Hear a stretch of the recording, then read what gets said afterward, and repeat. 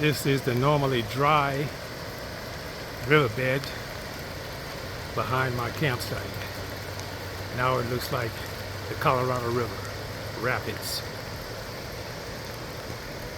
Needless to say, I'm getting my RV hooked up and ready to roll in the event it continues to spread. Peace.